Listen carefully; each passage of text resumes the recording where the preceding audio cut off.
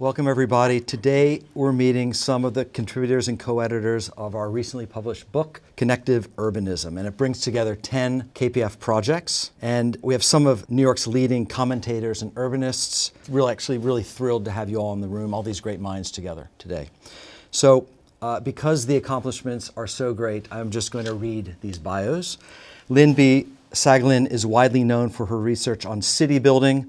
A former professor at Columbia Business School, she has written extensively on New York, including Times Square Remade, the dynamics of urban change and power at ground zero, politics, money, and the rebuilding of Lower Manhattan. James Sanders is an architect, author, and filmmaker whose work has earned him a Guggenheim Fellowship and an Emmy Award. He co-wrote and produced the award-winning PBS series New York, a documentary film, and its best-selling companion volume, New York, an Illustrated History. He also runs the architecture and research firm James Sanders Studio and is a fellow of the American Institute of Architects. Carol Willis is the founder, director, and curator of the great Skyscraper Museum in New York City. An architectural and urban historian, she specializes in the history of the American city building, is an adjunct associate professor at the architecture school at Columbia University, and her writing credits include the really interesting book, Form Follows Finance, Skyscrapers and Skylines in New York and Chicago. I'm also joined by my colleagues, Jamie von Klemperer and Brian Girard. Jamie is the president of KPF, and Brian is a design principal here. I'm also a design principal at KPF, and I'll lead the moderation today. Jamie, I'll start with you. The title of the book is Connective Urbanism. We're curious what the term means. Can you help define it, what it means for the urbanism of New York and also for KPF buildings? Thanks, Bruce.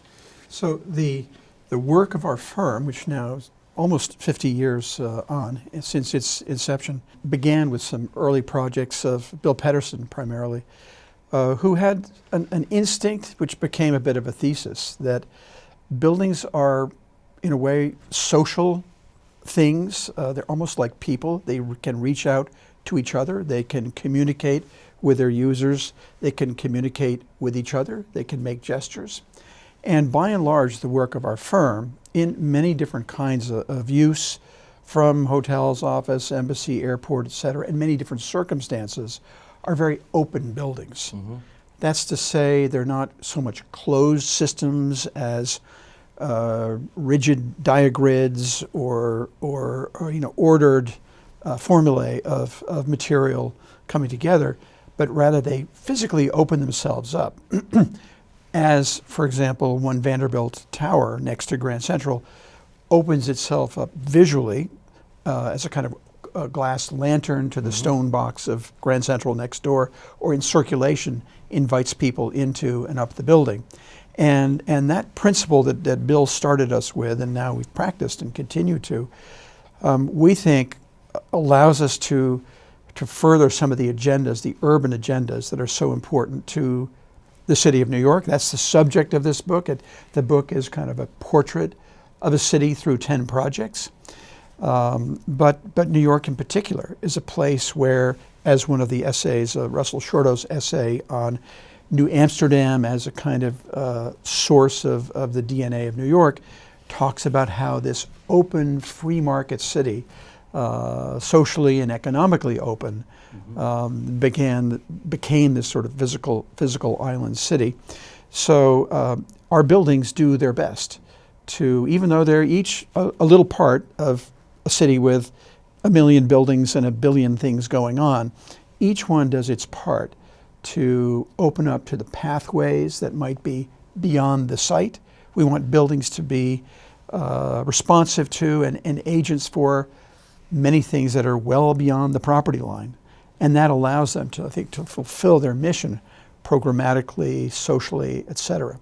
So that's sort of the definition we give to connectivity and remembering that to connect for us in thinking about architecture may have to do with pathways of circulation, may have to do with the visual cues that can connect a piece of the city fabric from one facade here to another facade there. It may, as we may talk about later on, have to do with connecting across time. Mm-hmm. Cities are built in layers. Mm-hmm. They're patchworks of growth that where we want to understand what's next and what's come before. So the more we can understand these complex issues of connection, the more we can make buildings that are agents for betterment. They're efficient, they're creative, and ultimately we enjoy our city more when in a small place or a large project we can connect in these various ways. Brian, you, I'm going to read because I kind of wrote down something that you said, and I think it's really true. The city is a gridded network of connections where the street is more important than any one structure, and the public realm is an accessible continuum. That's true, but I think what's interesting relative to what Jamie just said, if you can just talk a bit more about that, you talk about the role of singular buildings, how they play into this greater connected urbanism, this connected network. Well, New York is really comprised of grids. It's a collection of grids. I don't know, there might be hundreds. The dominant 1811 Commissioner's Grid Manhattan supports the highest density, so we normally think of that. But they're all sort of ladders of streets and pavements. They're very straightforward. Mm-hmm. They're defining figures of the city insofar that they're inherently connective because they're non-hierarchical. They're not really about axial relationships for the most part. They can support a huge amount of diversity.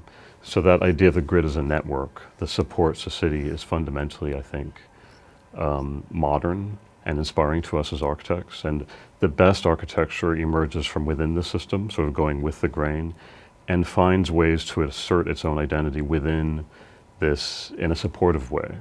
Because buildings that fight with the grid generally don't succeed in New York. You sort of have to go with the grain.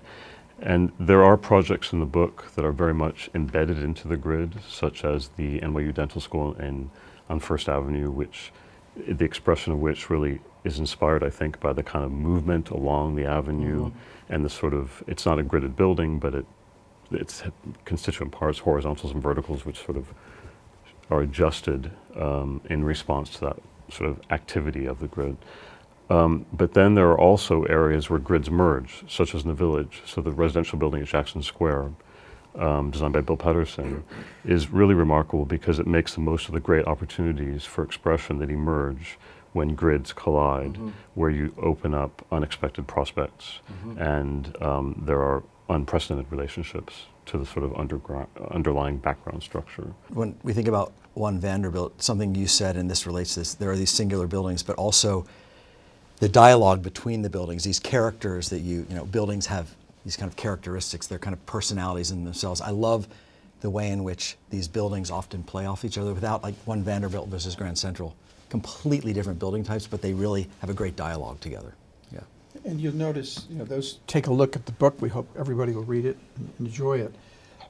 It's anchored by a series of diagrams by one of our colleagues, Martin Tang, who worked in London and now in Hong Kong. And the diagrams illustrate the one of Vanderbilt, which you were just sort of describing, these levels of subterraneous to grade to 1,400 feet in the sky, and the scissoring of escalators, the vertical pistons of elevators, do in that building what was really made in a revolutionary way by the original Grand Central Terminal. Some would say New York's greatest building.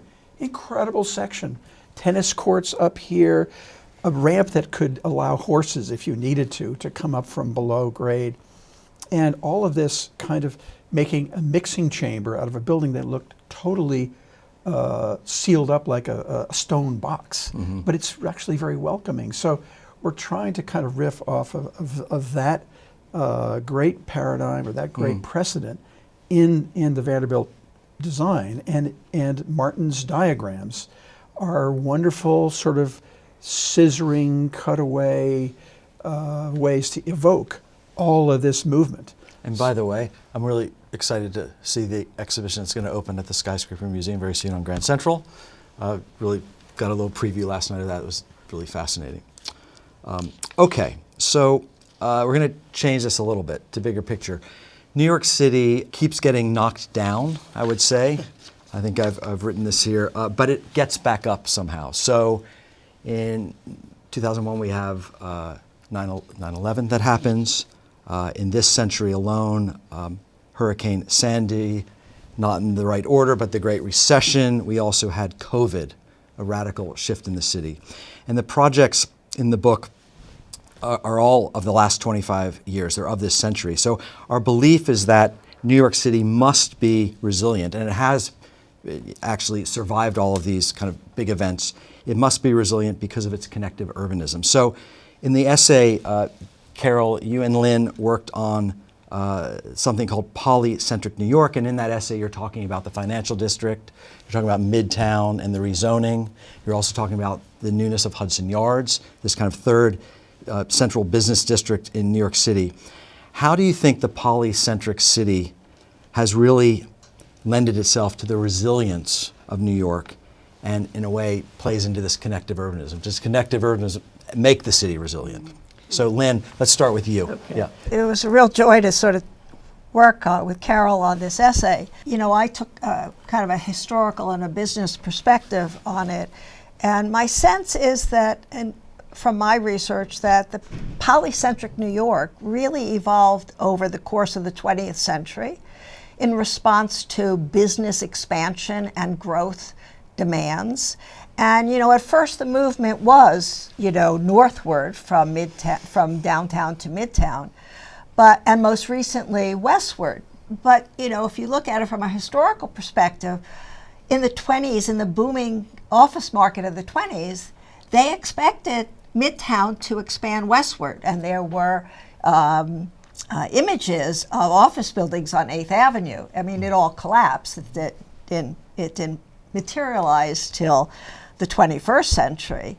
But there really is this historical drive to expand. And from a business perspective, I think the connectivity, it arises from this, you know, deep set competitive thrust that characterizes New York City, and that there is I would call it productive tension between these centers, you know, and there's a force that goes back and forth. Sometimes Midtown is far more competitive than downtown. When rents readjust, all of a sudden downtown becomes more competitive, and now you have the third center. And I think it's this back and forth dynamic of business interests that is so essential to New York, to Manhattan, and it is part of the resilience. I mean, New York has reinvented itself many times, and there was always the fear after COVID that, you know, office building was dead, just the way they expected it to die after 9/11. Right. Things don't die in this city. They just sort of go underground for a little while, and then they resurface, and it's that competitive tension as the business center of the world, really, that keeps New York resilient. Interesting. And Carol, what's your take on the question? Well, I obviously agree with Lynne Yeah. on this point. This was we were you'll have a a different fundamental team. Right. Well, actually, she's singing my song about density and competition and the kind of generative force of the city of capital and the value of land. That's, you know, basis of form follows finance that I wrote so many years ago. So I'm going to talk about what I learned from her work and from the city and history, because we started the essay before 9/11. We were thinking about this polycentric nature, which was the kind of continuous boom, but the downturn in lower Manhattan because of the rebuilding of Ground Zero. And Lynne, of course, is the great expert on that. And it occurs to me that as we finished the essay with a postscript after COVID, and in enough years that I think it was already clear that people would eventually come back Right. to the city. Although And that of course, wasn't assured. It wasn't but clear. we were, but, you know, people like us were maintaining, you know, this has happened before. You know, we'll come back. You know, how many times has this happened before? And we'd already been through 9/11, Right. and we were on our way back. And we'd been through Sandy, and we were on our way back at that point. So COVID was certainly a setback, but it reminds me that, you know, 5 years or whatever after COVID, the 5 years can be a very long time in a city's history. But 20 years or 25 years this first quarter century, and the 20 years since 9/11 when we started, is a very short time. And Lynne knows this so well, and we've talked before about how most master plans take at least a quarter century, Yes. 20 years, a quarter century to be realized. And that is so common that, we could reel off a dozen examples. What allows the city to come back is its fundamental capitalist urges. But the way that it's constrained and channeled and controlled is by government initiative. And the polycentric city was really shaped by government policy, whether it was Times Square, whether it's Hudson Yards, whether it's the effort to rebuild Lower Manhattan, whether it's East Midtown rezoning in order to try to infuse a little more energy in order to renew a declining district. Those are all public policy initiatives. And that's what Lynne has really written about so much in her work. But your point you're making is important to make it here, because the public sector is often downplayed. It's often viewed as a constraint. But in fact, in New York City, it's been an empowering force.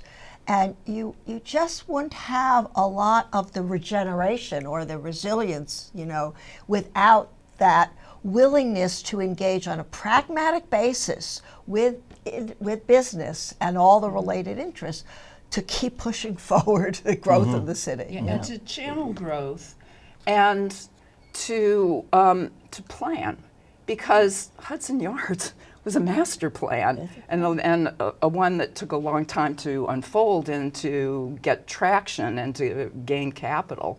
But all of these efforts from the second half of the 20th century, let's say, are empowered by zoning, are led by liberalism in some case, or led by neo-liberalism in another case, public-private partnerships. But all of these things are social policies. They don't play out the way the early 20th century did in just unfettered capitalism. And go ahead. I would just make one point that related to that, which is when you think about what New York was like from 1980 on, it was a response to the fiscal crisis where public policy completely focused on economic development as a mode of recovery.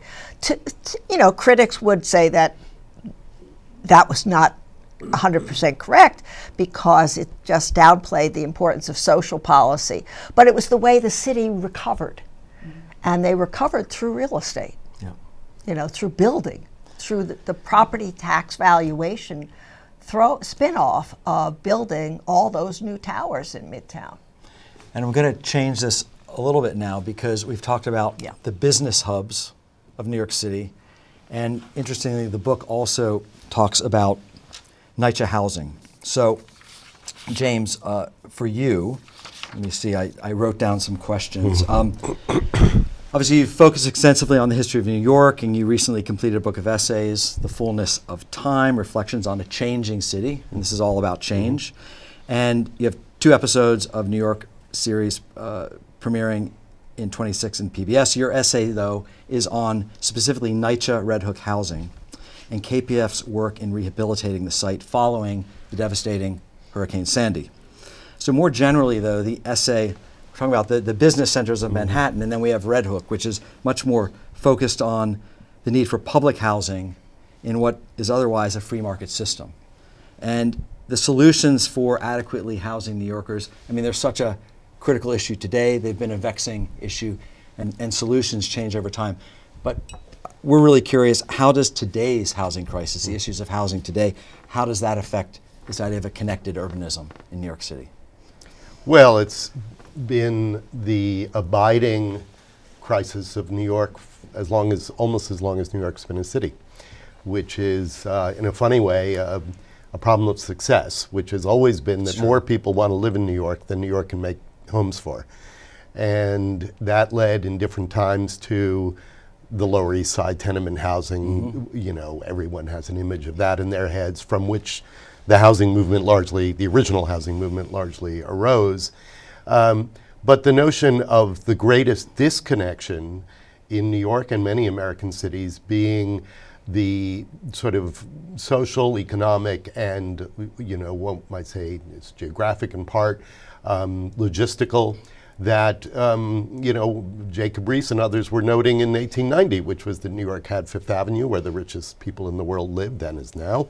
It used to be on the east side of on Fifth Avenue. Now it's on the south side of Central Park in the new towers, the super talls, and had the greatest concentration of poor people in the world, with densities exceeding Mumbai and places like that. So this has been, then today it's the animating issue, was certainly an animating issue in our recent mayoral campaign. But it struck me that this project, Red Hook houses, about which I think I'll say one or two words to understand, would be a fantastic sort of focal point, a little prism, as you will, through which so many of the lines that are both geographic and temporal might go through.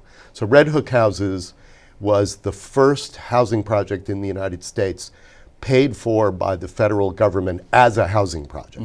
There had been one or two marvelous demonstration projects, Williamsburg and Harlem River houses and First houses, that had been built by the newly founded New York City Housing Authority before then, but they were either more or less paid for by the city in the case of First houses, or in the case of Williamsburg and Harlem River, snuck in as jobs projects. Like, in other words, under the PWA, the great efforts of the New Deal to put people to work. You could build dams, you could build bridges, and one of the things you could build was housing.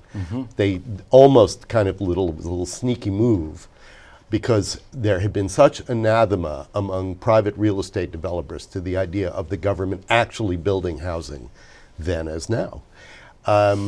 So that's what they had sort of snuck it in. But finally, 1937, full flower of the New Deal, the great moment of political connectivity in the history of the United States, arguably, where the president and the Congress say it will be the government's responsibility to tie the country together in all these different ways, rural electrification and building fantastic transportation systems and doing all the things we associate with the New Deal. But one of the things we're going to do is finally, at scale, as we would say today, deal with this embarrassing, humiliating problem of the history of the United States, which is that our private housing industry, which in fact served the upper classes and the middle classes of America pretty well. America was on the whole the best housed country in the world, was not built could not make the numbers work, couldn't pencil out, as they say, for the lower end of the market. And thus you had this just, hideous shacks and brick tenements and people living in areaways and all that sort of stuff, which was still happening in the 20s. I mean, it wasn't something that ended in 1905. So in that moment, the full flower of the New Deal, this project arises. It is built by the United States Housing Authority. Here we are, we're building housing. It is this enormous project. It dwarfed things like Harlem River houses in two ways. It was just a lot bigger. It was for tens of thousands of people, and it introduced for the first time this new kind of vision of freestanding towers, we would call Corbusian vision of the tower in the park. Every city in the United States has one of these, or many of them. This is where it began with this project in 1937. So to me, right away, to the theme of the book, there was a fascinating double or contradiction. Yeah. In this moment of supreme connectivity, socially and politically, the architects and the urbanists at the New York City Housing Authority chose to do this thing which we now understand to be the most disconnecting thing you could possibly do. Instead of responding to the grid and the complexities and having buildings face the street and energize the connective tissue of the city, they pulled back. They created their own idealistic, semi-Arcadian world of trees and paths with no streets. They closed all the streets. They were federal government. They could demap streets, and they could build this sort of repetitive freestanding towers widely separated from each other to do this kind of vision. It was in the city, but it couldn't have been less of the city. So that right there was pretty interesting. And of course, we know that that model became the regnant model for the next roughly 30 years, from 1937 well to the late 60s. Every housing project, almost every housing project built in the United States, and lots of other kinds of redevelopment were built to that disconnected model. Right. Now, go forward, we have this other event. But on the other hand, it was a lot of housing for a lot of poor people. Yes. It worked. in the sense that, New York, NYCHA never lost a housing unit. It never had the great problems that other housing authorities had of having to tear down buildings. It always had a waiting list of hundreds, literally hundreds of thousands of people waiting to get into their housing. But in 2012, in end of October, we have this event occurring. One of the reasons, then I talk about this, one of the reasons they could build so much housing is they put it in places that other people didn't want to live. And one of the reasons they didn't want to live there was it was often low land. Right. Low, flood-prone land. So hence Coney Island and all that redevelopment that went on there. Uninsurable, basically, land. Right. Private insurers wouldn't, because it tended to flood. Well, they were the federal government, so they could do it. They got 50 years out of it, or 60, 70 years out of it with their luck held. But the day came when the luck didn't hold. Right. And it was one of the areas among the many areas of New York that were completely underwater and just completely destroyed. Of course, in the day, they put all the mechanical equipment in the basements. Why not? That's how you did it. But this, of course, turned out to be a great liability because the buildings lost all their power, all their heating, everything that you needed to have them be 20th, modern Right. housing. Right. So something had to be done. And as it happens, KPF developed a really imaginative and ingenious post-Sandy project that would not only get the buildings up and running again, get them off temporary generators into a permanent solution, but begin to address as best they could, given the limited budget that they had and the limited remit that they had, which was very strict, begin to address this age-old problem of how do you make these projects kind of come a little bit back into the city and have a little more internal structure than this kind of repetitive use. As you started to explain a little bit about the NYCHA project and the insertion of these little pods, lily pods within the strict grid that Hannah Kassem, our partner, and Jill Lerner had imaginatively drawn and planned to bring back to life that housing estate after the Hurricane Sandy. But a good part of our thinking at the table here in the book and our work has to do with taking some of the broader principles and ideas discussed here at the table, economic, social, governmental campaigns or periods of growth, connect them with the micro of architectural making. Right. The granular, the grid not only in its fullness as districts or estates of houses in the park, but window grids and facade grids. And so I think this idea that buildings can connect for broader purpose comes into this book in example for instance of a building in Hudson Yards, 55 Hudson Yards, that our colleague Trent Tesh designed, which is a grid building in a way. It mimics or echoes a lot of what we think about as Park Avenue gridded dark metal buildings. But within the crisscrossing of right angles of the base are these windows that are hollowed out and loggias that become place specific to say that there is a way of telegraphing or communicating what's inside the building in collective use within a law firm or some other tenant, and the outside of the boulevard of Hudson Yards at Axis.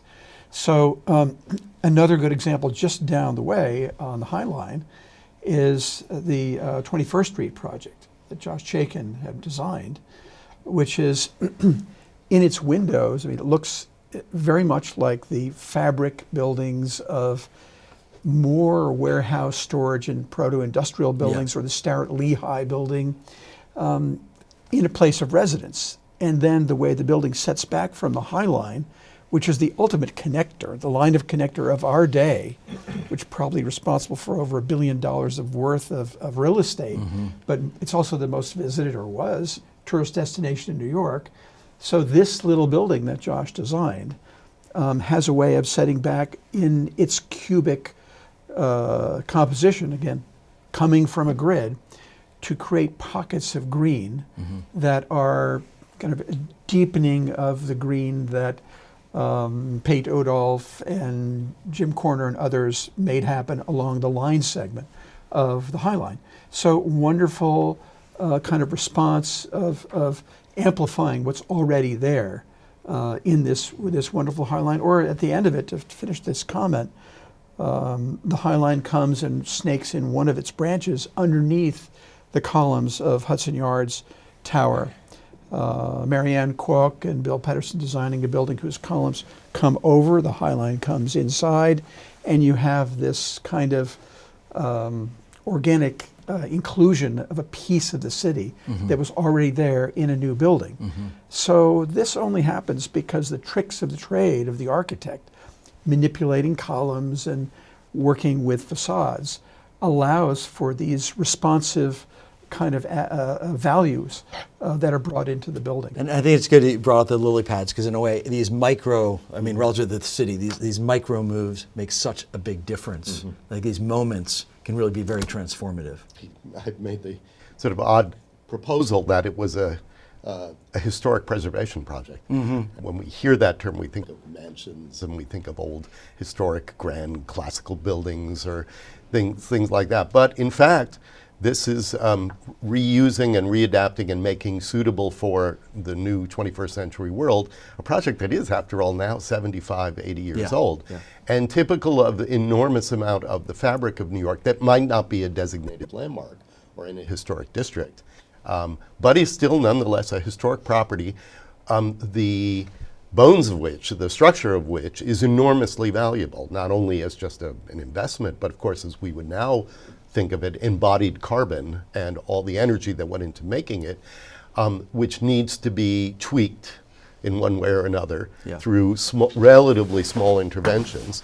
And the happy news is that, you know, dimes on the dollar, so to speak, you know, keeping the structures and the buildings, you can do these kind of imaginative little things that take a big thing and make it suitable for another, hopefully, another 100 years.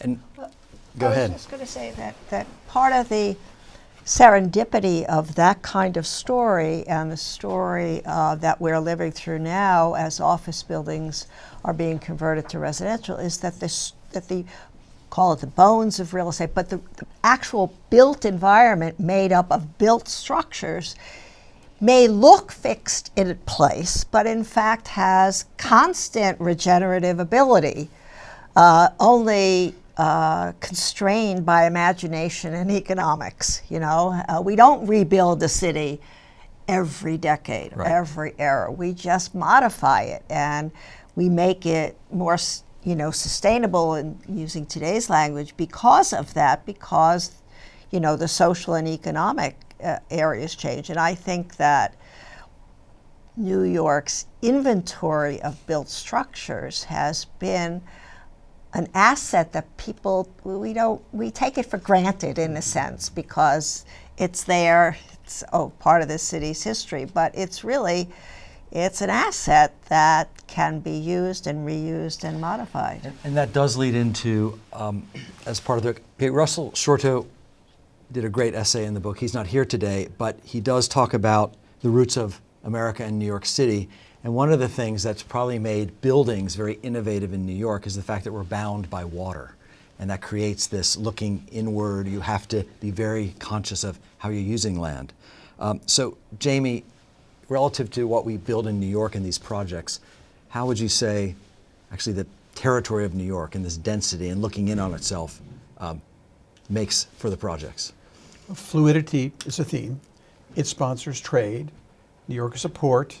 It's a series of edge ports that have transformed over time. So it's in the character of the place. But also, as our practice teaches us, you know, we are home-based here in New York, KPF, but we're really a very international firm. Maybe 70% of our work is abroad. And the cities which we've thrived in and chosen to work in, but do well in, are mostly island, waterbound cities.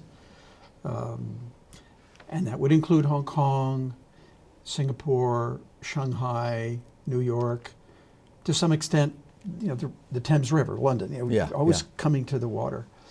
And because in waterbound cities, land is circumscribed, So density is a natural response. We can't spread horizontally like some tree whose roots just go across rather than down. So the high-rise density that Carol has made a life study of, or the other ways in which different layers can be brought together, even within new cluster buildings in complexes like Hudson Yards, which almost mimics something that has grown over time, because it's totally new, of a span over tracks. But in creating these layers that are then connected, we bring variety and density together. So that density is not a deficiency in the city, because it is in some cities, but rather it's more of a creative opportunity of use and mixed use to make a neighborhood within a small area. So I think these lessons come in part because of what Russell Shorto talked about as the water city of New Amsterdam, and the place where trade was on everybody's mind, and ultimately accessibility, physical, spatial, and social and ethnic accessibility, whether it was Huguenots or Dutch or English or anybody else who came to this free port. So I think all of that is borne out in the sort of physical, spatial, granular building topics that are explored in this book. I've been talking about cities with Jamie for at least 20 years, and with Bill Pedersen as well.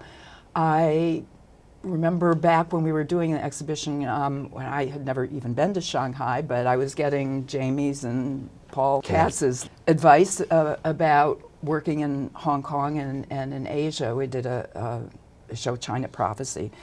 And all of those ideas that Jamie is talking about today, and if we're calling it connective urbanism, were all present. They were a mantra 20 years ago.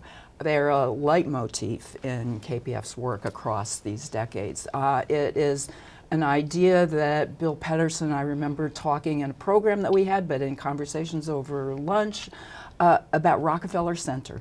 And Jamie would say, we go to China and the client wants a Rockefeller Center. And it's that kind of model of, well, I mean, New York's ingenuity, density, energy, all of that kind of capitalist catalytic force that makes New York successful and New York architects successful when they go around the world and they find kind of a similar situation and they generate new ideas for a culture, but then they reflect the culture as well. The last part of the book is on urban speculation. Something we talk about in our office a lot is the central business district turning into the central social district. And the idea of mixed use is not a new thing, but post-COVID particularly, and maybe more so in other cities than New York, but this idea of how to create these centers of commerce, these business centers, how to make them actually social districts where you're infusing obsolete office with programs of education, housing, culture. How do we make them really very hyperactive again if the office market, or if it's not all office? So I think that's one topic. The other is the logistics city. Speaking of water, how do we really leverage the waterways of New York as well as the rail lines to get lots of trucks off the streets for deliveries, and allowing both drones, waterways, and so forth to transform our logistics system? Or how do we decarbonize the city through outside sources of energy, which would be like wind farms in Long Island, but also building by building, the transformation bit by bit of pieces of the building to make this truly a sustainable city and something that's truly decarbonized. So where do you see snippets over the next 25 years of where the city really needs to evolve and focus its efforts to maintain the quality of living, to maintain itself as a global center of commerce, as a global city? In a sense, Jamie just said it's the people. It's the ability of this city to attract people of talent, of ambition, of just drive, and not just at the upper echelons of practice, but people throughout the city who are the undergird of what makes the city tick. And I think from that perspective, New York is incredibly fortunate to have the 5 boroughs. And if you look at the history since consolidation, it allowed New York not to have to annex the way Phoenix or some other places did. I mean, we had all of this surplus at the time of consolidation, and it kept the middle class here. It allowed for expansion at multiple levels, and I think that's one of the. It is the diversity. It is the density of people, not just buildings. Future.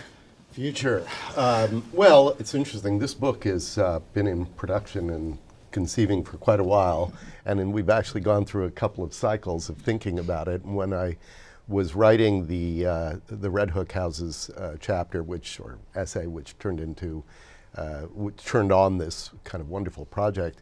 We went through a couple of administrations. For a while there, it was looking like, oh, nobody should bother talking about housing because it's still a dead letter. Then a new administration arrived in Washington, and suddenly it was all kinds of conversations about maybe it's time to rethink this topic. Then we've had another administration since, but now we have a new local administration, our new mayor, who's put it right back on the table. And it's in answer to your initial question, really, what's the relevance for today? Well, the topics of this Red Hook project that KPF did could not be more relevant. On the one hand, we have this extraordinary inventory of subsidized housing in New York, something nobody's exactly sure how many people even live in it because people double up and so forth, but roughly 500,000 people live in some form of subsidized housing in New York. That's bigger than Miami, bigger than Atlanta. It would be one of the biggest cities in the United States. And it's just the people who live in this post-Red Hook era housing. So on the one hand, how do we keep that extraordinary inventory, and this goes to Lynne's point, of buildings current and ready for another century, because to tear it all down and to rebuild it would be ridiculous and wasteful and go against everything that we're trying to do. So that's going to be a huge area of excitement and focus. Of course, we're under very strict limitations. The federal government, to say they're not interested in public housing would be to underestimate. They're antagonistic to public housing. They hate the idea of any kind of subsidized housing. And that leads to the other question. We've tried to answer in New York and other cities, we've tried to answer the problem of the housing crisis of successful cities. Unsuccessful cities don't have as much of a housing crisis. But successful cities do, by turning to private-public partnerships. Basically, the model has been you can build, if you build, it was 20%, and then it got up to 25% of some sort of affordable housing. You'll get a tax break, or you'll get a zoning consideration of some sort. And let's be clear, that's built a lot of affordable housing where it's time limited, so that's maybe not so good. But we still have a housing crisis, and arguably as bad or worse than it's been in a while. Certainly our homeless crisis is just terrible. So maybe it is time to just bite the bullet and say, you know what, we're back in 1937, trying to get private enterprise to do this. It's not what they're built for. Maybe the government just has to think about directly building housing. That's a shocking idea. Or it's been a shocking idea for decades. But perhaps it's time to look at something like Red Hook and go, how would we do it today if we were doing it? I think the public-private partnership there, but also I'm even thinking of our projects, just think about even one Vanderbilt kind of investment that's done from the private sector for the public realm, the High Line as well, like some of the most successful public spaces, let's face it, in New York. The post-Robert Moses paradigm. Yeah, I mean, so, and we keep benefiting from that, but that seems to be a good model for many aspects of the city. We as a city are now wrestling with this possibility and challenge of Penn Station. Yes. How can public and private come together? They have to. They have to. In Yes. some way. But it is a bit in the New York spirit that if there is a crisis, we're going to find a way through it. Yeah. And the challenges are so tremendous with the scale of money and regulation and so on. But I think and Brian talked about it at the beginning, this strength of the armature Yeah. of the grid and the street. And somehow throughout the conversation, and James did with talking about Red Hook, the balance between the important order and rigidity and of infrastructure, and then the opportunities to grow in unexpected ways in elements that happen between the grid. New York, don't always get it right, but we sort of realize when we're out of balance, when we need some more forceful infrastructure, or on the other hand, where we need to allow anything to go and happen. And I think if we look to the future, the next 20 some odd years, the trends which naturally shape are the revolutions of industry or technology, of now AI, but before that, internet, and before that, one can expect New York to be pretty good about responding to these needs. So it's the kind of everything city. The grid's there, the structure's there. We have to keep it healthy. Jano Lieber, who was honored last night at Skyscraper Museum, needs to help us to build a Brooklyn Queens connector, et cetera, or someone needs to finish the Second Avenue subway, which was announced once again. But we have this faith that the balance between order and disorder, There's some stasis that occurs. through connection, will be productive and not bottled up. Yeah. And I would say there is, an opportunity for a little bit of optimism and a little bit of pride too, because when you hear that someone in China wants to build the new Rockefeller Center, well, that was built in the 1930s, but in fact, in the last 25 years, and I think we have to give Michael Bloomberg credit for a bunch of this, New York again became the model city for the 21st century, not of a new city, ground up greenfield city, but of what most cities are, which is a big existing city that has to be sort of brought into the needs of the 21st century. And it sometimes feels like development in New York is molasses and goes really slowly. Yeah. But I did a project for the Regional Plan Association, an exhibition, and I went back and looked at the third regional plan, which came out in 1996, and they had a laundry list of dream projects. And I went through and I remember thinking, and when it came out, this will never happen. Every one of them has happened. That the Moynihan Station has been built, that the Second Avenue subway has been extended, that the connection under Grand Central to the Long Island Railroad has been built, that the Hudson Yards have been redeveloped. The last one on the list was congestion pricing. Never happened. It's happened. So you look at that and you go to Carol's There is point. some progress 30 years here. is a short time and a long term from '96 to today. But actually quite a lot has been. New York has been rebuilt. Okay. It takes If we have a moment, I don't know if we have another minute, so it'd be nice for Brian to say something. He began us with Absolutely. the grid, Yeah. but Brian's work in London and Covent Garden, transforming a whole neighborhood, various parts of New York, and now in Shanghai, someone who can comment on the character of architecture and the larger place of the city in the context of this conversation of connecting things would be helpful. Well, looking ahead, architects tend to anticipate in the future unprecedented configurations of buildings and spaces. And increasingly, maybe because of my experience in London, I've been thinking about the need for us to consider conservation and reevaluate the concept of conservation as a progressive concept, in that we already have in New York an unbelievable park system, and we have public housing, we have an incredible public realm, and transportation systems vast.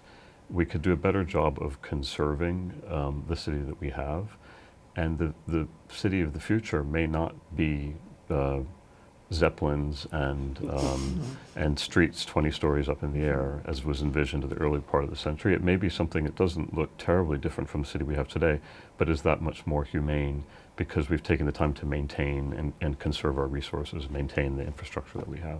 And the last image of the book actually could be many. It was a vision of the future that's kind of exactly that. It doesn't look so radically different. It's just there's these other layers, and certain really important things are happening, and they may be kind of quiet in the way they look, but actually it's making the city function, the way it should.